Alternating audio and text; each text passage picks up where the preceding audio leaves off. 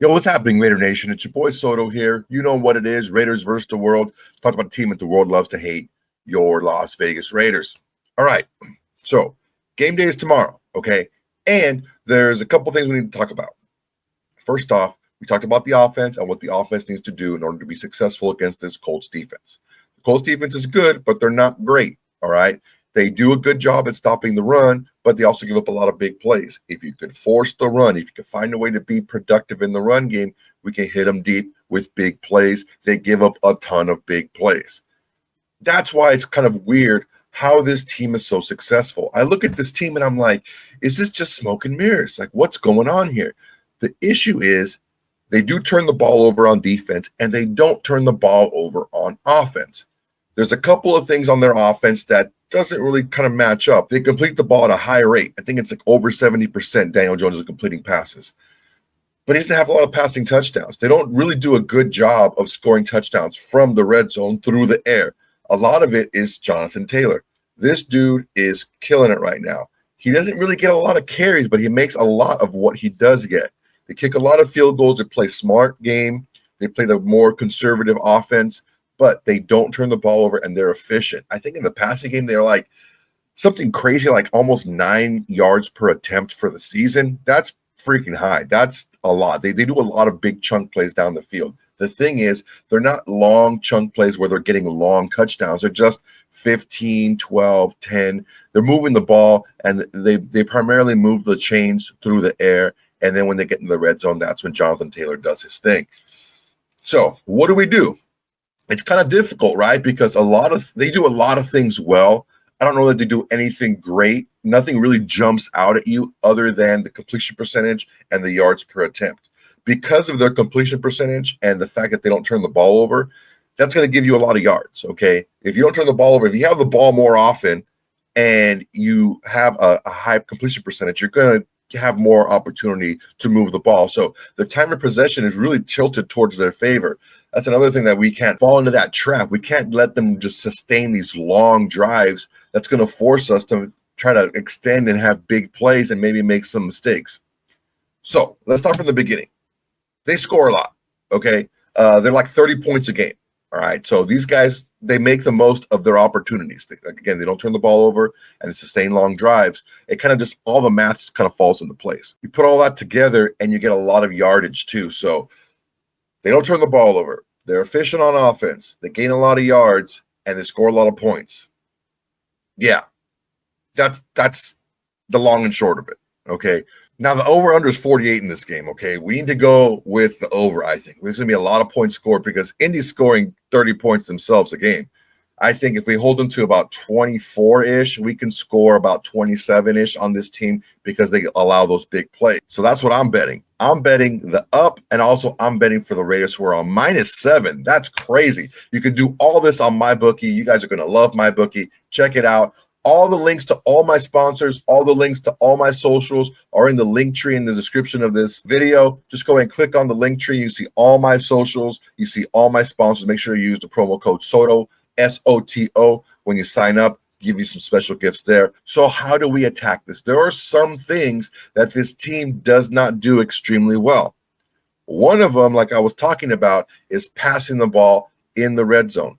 Once they get close to the red zone, which they do because they're not, although they do have a high completion yardage per attempt, it's not like they're getting deep. They don't have that type of burner on offense that's going to just bust over and take the top off a defense. They have guys that are big, that are quick, a lot of good tight ends to receive the ball, and they get chunk plays, but they're not home run hitters. There's a big pressure on Daniel Jones just to be efficient. Geno Smith can take a page from Daniel Jones. He's not trying to hit the home run ball every single time. He's just being efficient. He's taking what the defense is giving him, and he's giving his playmakers a chance to make plays. The thing is with these playmakers is they're not game breakers, but they do move the chains, and they do get the ball down the field. So another thing that you have to take a look at here is Daniel Jones is very streaky with his targets. If he likes a guy early in the game, pretty much he's going to go to those 1 or 2 receivers throughout the game. He doesn't really spread the ball out a lot. Depending on what the defense does, he's going to target the weak link. So we got to make sure to stay tight throughout the defense. Well, that's one thing that it's easier to, I don't know if it's game plan, but it's easier to adjust to when he's primarily going to one or two different targets. You take a look at some of the target share with the Colts games, it's like a couple of guys are killing it, the rest of them are not. And then the next week it's two different guys that are killing it, and so it's like you could kind of tell who's going to be a heavy contributor in the passing game after like maybe the middle or the end of the first quarter. It give you a little bit of better chance of how to defend that. Another thing is, although they do have a good rushing attack, 130 yards a game, they don't run the ball a ton. Part of the reason is sometimes their defense still keeps other teams in games. The defense, like I said, does allow big plays. So that negates their time of possession because they're just inching the ball down the field, right? Getting chunk plays here and there, but they're kind of moving the ball pretty steady down the field. But then their defense gives up a big play and the score's tied or the score is still close. So that's why they don't really run the ball a ton like you think they would if they have leads because they're scoring a lot. They'll give up some points. So there is an opportunity if Geno Smith cannot turn the ball over to be able to put some points up on this defense. But defensively, here are the keys. We have to stop the run first. Although Daniel Jones is very efficient, they play a ton of play action. They're like one of the highest play action teams in the league. If you can shut down the run and tighten up those guys on the outside, they don't have these game breakers, like I was saying. They don't have guys that are going to take the top off. So you can play a little closer. That's another thing that's really impressive about this Colts offense is they're getting it done without that game breaker. They're just still inching the ball, and defenses are moving down and kind of trying to make that shell a little bit tighter onto the line of scrimmage to make it more difficult to pass, but Daniel Jones is still completing passes. Now, another thing about Daniel Jones, very similar to Justin Herbert, very similar to Caleb, very similar to Marcus Mariota. He can move. He can run. We're going against a lot of mobile quarterbacks. Daniel Jones can definitely run, okay? Even though he's had some injuries to his knee and his neck, it hasn't slowed him down any. And not only his ability to run, but his willingness to run. If he doesn't see something right away, he will take off running. He hasn't done it a ton, but when he does get big chunk yardage. One thing that's going to be a little bit kind of a bummer about this is the linebackers are going to be huge in keeping Daniel Jones in check from running. And this is what we heard from Paul Gutierrez from the Raiders. He tweeted out this. He said, Jermaine Pratt, not injury related, will not travel with the team to Indianapolis and is out for Sunday's game. So it's more than likely going to be a personal thing. I see people just being nonsensical. Oh, Pete lost the locker room and this and that, blah, blah, blah. These guys are idiots, okay? Players are allowed to have personal lives. If something's happening in his personal life, all thoughts go out to Jermaine Pratt. Hopefully everything's okay. But don't automatically jump to a conclusion that he's disgruntled or the dude's starting and playing almost every snap, dude. He's not disgruntled. Losing is a part of the game. These guys understand that. It's still early in the year, but not so early that you can't let other games go. You got to get these. We have to get this game. But Jermaine Pratt's not going to be out there. So that probably means we're going to see more of Jamal Adams. On top of that, we probably see some more of Eichenberg, maybe some Lindenberg out there too, all the Bergs. I don't see it being a tremendous loss unless they're able to pull Jamal Adams away from the line of scrimmage in the coverage game, not because he's not good in coverage, but he is much more valuable to us as a linebacker on the line of scrimmage, making tackles for loss, causing havoc, those havoc plays. If you didn't know, havoc plays are any play that ends up in a pressure, a sack, a tackle for loss, a pass defense. Those are havoc plays. And we're about middle of the road. We're about 14th in the league in havoc plays. Most of it is Maxx Crosby, to be honest with you. But the more that Jamal Adams is the second-ranked player on our defense. So the more we can get him in the game, the more we can get him on the line of scrimmage. This may be, I don't know, it may be a blessing in disguise, although I do hate to miss Jermaine Pratt for the game. If that means more Jamal Adams and more havoc in the backfield, I'm for it, because that's something that we're really going to need to do is create havoc on Daniel Jones while keeping him in the pocket. It's very similar to Caleb Williams. We let him get out of the pocket and make plays down the field. It's going to be tough. All right. So Patrick Graham had a presser and he talked about his defense. He talked about the Colts offense. Let's hear what he had to say. When you look at the tape of the Colts offense, what jumps out at you?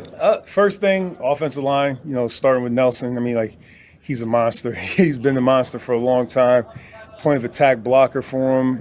What he does at the first level, second level, and then when he gets out, when he pulls, he's just a difference maker. And then, you go back from there to the running back. And, I mean, he's really dynamic. He's a tough tackle. He's explosive, and he just keeps coming. He keeps coming. And then, when they get him involved in the passing game, it's a tough tackle out there in the perimeter. And then you go outside, and then you talk about the tight end position. They got 3 tight ends that they play with. They all have a particular skill set. Mo can block. He's really good at the point of attack. The rookie's really, really solid in terms of a pass catcher. But the thing that stands out about the whole group, their willingness to block. And I think Shane does a good job. Those guys, I have a lot of respect for their head coach who calls the game. He's a really good play caller, really good coach. So you can see that. And then outside on the perimeter, there's just a lot of speed. There's a lot of speed out there, big targets who can all catch the ball and get downfield. So it's a challenge. Familiarity with Daniel Jones, obviously. And then obviously Daniel. Sorry, I knew y'all were going to ask me about Daniel, but I was like, I got to get to Daniel. Obviously, I mean, you saw him in practice. Yeah. I mean, are you surprised at all by kind of how? No. I mean, he's super smart. Toughness, has natural leadership ability, and on top of that, just the mental part of it. I mean, he's always had that, and it seems like he's in a place where he's happy and he's doing well. Physically, got the arm talent, and then the added bonus of being able to move in the pocket. He's fast. When he gets out in the open field, he's fast. But the thing that I think people might underestimate, but I know about him, his toughness. He's one of the tougher football players in the NFL, and he's showing that right now.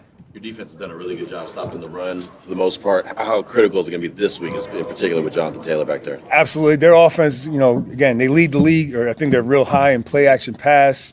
They have the top rusher in the NFL, so it starts there. You got to stop the run to try to minimize the effectiveness of the play action, but that's going to be a great challenge with the combination of their O-line, their tight ends who block, the quarterback getting them in the right checks, and the fact that they have vertical threats. So you commit too much here, then they're running by you. So we got to be mindful of that. 4 games in, what are you seeing out of Landon Roberts as your quarterback of the defense? And do you call him Landon or do you call him E-Rob? I call him E-Rob, 5'2", hey. Just, the physicality that he brings to the game, the knowledge, this is our first year together, but I've always noticed him before because we've been in different spots. Like, he came after me to New England. He came after me to Miami. Then he was at Pittsburgh. I knew a lot about him because of one particular play he had his rookie year. I tell him all the time. I show it every year. It's an amazing play. It's a 50-yard game, but it's an amazing play by him as a rookie. So I remember watching that play and saying that was the game of the Super Bowl against Atlanta. But I have a lot of respect for him as a football player and as a man. What did he do against that play? Gotta watch it. So, you guys, everybody talks about Julian's play. They talk about James White's play, and Tom played out of his mind, obviously. But play of the game was like, I think it was 1st and 10 or 2nd and 10. It's a 50-yard game by Atlanta, but he made the play of the game. Chased him down. Yeah. Play of the game. You also caught a touchdown pass from Tom Brady. Yeah. Against me. I know. I remember. There's a story behind that one. We'll tell that one. No, it's all right, hey. We won the game. You guys, we talked about the defense stopping the run, how you guys have done well there, but also on short fields, you guys have been very good. I guess, is there a secret to a short field when you guys have to quick change like that? I mean, you talk to the guys, myself included, nobody cares where the ball starts. It's just once we go out there, defense naturally is just defend the grass behind us. So whether it's the 1 yard line or the minus 1 yard line, our job is to defend the grass behind us. And, each call is how we're selecting to defend the grass, whether it's cover 2, cover 4, blitz 0, whatever it may be. But, our job is, and we get paid to do this, is to stop them from scoring and defend the grass behind us. So it doesn't matter where the ball starts. How about stopping the grass and defending? Not stopping the grass. Come on, defend the grass behind us. You got to use it, get it right. I'm just messing with you. But the run defense, obviously, with the outlier of the Commanders, it's looked really good in these other 3 games. Can you just talk about what do you believe is what makes it go, that run defense? Well, if you're playing good run defense, and we're going to be challenged this week, so, each week's different, it starts with toughness. And toughness meaning controlling the line of scrimmage like Coach talks about, how do you control line of scrimmage, pad level, playing with extension. Then after that, now you start talking about gap, how the guys are flowing to the ball in terms of the second level defenders, having the edge set. And then, I know it's important, but like until you get all that stuff right, then you talk about gap integrity. So guys can play with anticipation, be downhill, trust the other players on the field. So it's all that tied together. But anytime all football teams want to talk about toughness, so you got to be able to stop the run. So that's really what it comes down to. Is there a couple of guys in particular that you can look at that have been good examples of it, or do you think it's just been a good collective effort? Like with Chin's, it's been a good collective effort. I don't want to single out guys per se, but, guys that have stood out, I think Adam Butler and Maxx is obvious, but, we say obvious and then we don't want to give him, Maxx is playing really good in the run game. He's playing with good extension, gap sound, takes his shots when it's time to take a shot. The second level guys, whether it's the safeties or the backers, they've been coming downhill. So it's a collective, but there's, you could point out to a couple individuals that are doing extremely well. But to play run defense, it's got to be a group effort. A lot of grass behind them. It stuck out in that last game. Obviously, Maxx has like all the talent in the world, but his play recognition, especially against a Ben Johnson offense, really stood out in the last game. How would you describe just his preparation and what goes into that? You have to talk to him, but he's studying all the time. He's studying all the time. Again, everybody talks about his effort. Got it. Talking about skill development from year to year, how he's improved, how he studies the game. He's different. He is a different human being. He's a different football player. We're lucky to have him, and he takes all that weight on his shoulders and to be one of the best in the world. And through 4 games, he's showing it. And I know for him, again, can't speak for him, but I know he wants to prove it every week. Really wants to prove it every day. Just see him in the walkthrough. He's ready to go there. All good, guys. Good. All right. Thanks. Pretty straightforward from Patrick Graham. There's an uneasiness about the efficiency of this offense because there's no one true thing to attack and take away where something else won't make up for it. Now, will it be as powerful? Will it be as potent? Will it be as effective? Probably not. So if we're able to stop the run, the play action is not going to work as well. On top of that, maybe that'll bring down the completion percentage of Daniel Jones. That'll bring down the yards per completion. Look, it's not going to be easy, but ultimately, just what Patrick Graham started off with was their offensive line of the Colts. That's where we have to attack. We don't have these stack and shed guys. That's not who we have. We don't have these huge bulking guys who are going to be able to just grab a guy from their chest plate and move them around. We have guys that are knifers, that are attackers, that like to get into the backfield, that aren't just going to grab an offensive lineman and throw him to the ground. They're going to beat him to the point, and they're going to knife him to the gaps. That's what we have to do. We have to be very efficient at doing that. One of the main things is we have to keep our gap integrity because Jonathan Taylor he's a master at finding that hole and cracking it, man. This dude, once he finds that seam, he's gone. You saw a couple of years ago where back-to-back seasons, he had over a 50-yard run against us in each game. This dude can do it, man, and he hasn't lost much over the years. He's had some injuries the last few seasons, but this dude is still electric with the ball in his hands. We can do it. It's possible to do, but we have to win the line of scrimmage. Again, we can't do it with pure physical strength and a brute mentality. You have to be tough, but you have to knife into those gaps if you're this defensive line. They're going to be huge in this game. The defensive line is the most pivotal part of this defense in this game. It just so happens the defense is where we have Maxx Crosby, our best player on our entire team. So hopefully someone else steps up. We need at least 2 or 3 guys to step up outside of Maxx Crosby to really have big games in order to have a chance in this game. Because if not, they're just way too efficient offensively. I don't see them stopping that efficiency for this game for whatever reason. They haven't stopped it so far. These guys are just trucking along, scoring a lot of points. Shane Steichen has this offense humming. On top of that, there's a big UFC fight for the light heavyweight title. There's Alex Pereira and Magomed Ankalaev. I like Pereira to do it in this fight. It was a good fight last time. I think Pereira has what it takes. He's been working a lot on his wrestling, not to be able to take Ankalaev down, but to be able to stay on his feet. I think the punching power, I think he's going to learn from what he did the last time. You can get all this action on MyBookie. Make sure to check them out. Again, all my socials, all my sponsors are on the link below. Offensive line of the Colts is going to be a problem for us, but we can get to him if we don't try to outmuscle him and if we try to just outquick him to those gaps.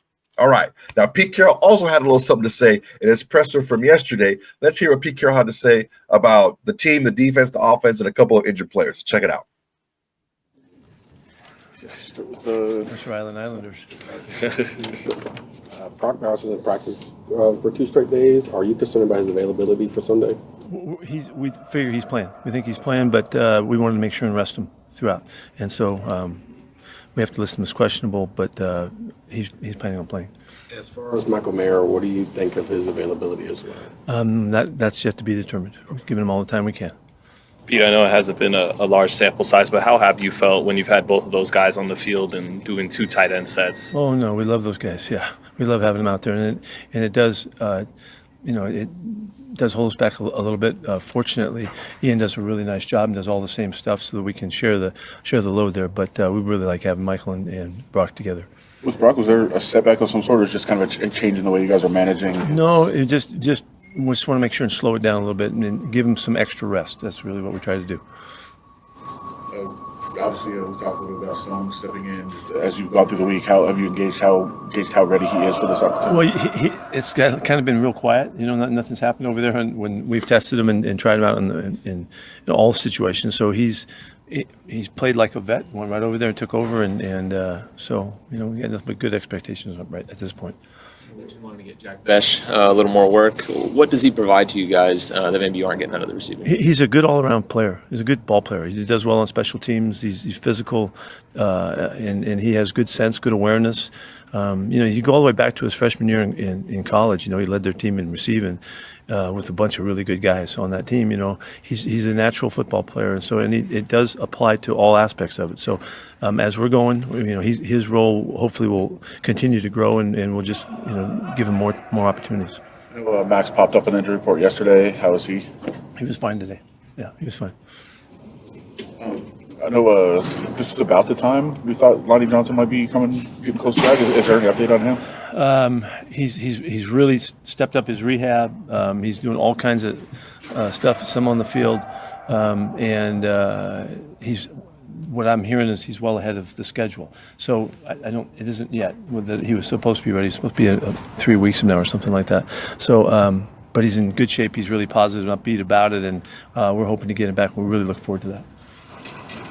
Pete, after practice, we noticed you guys, whether it's knockout or what you guys were doing after, rolling the basketballs across the field. I was wondering, what's the significance of doing it after practice? Is that more morale or just bonding? You're either competing or you're not.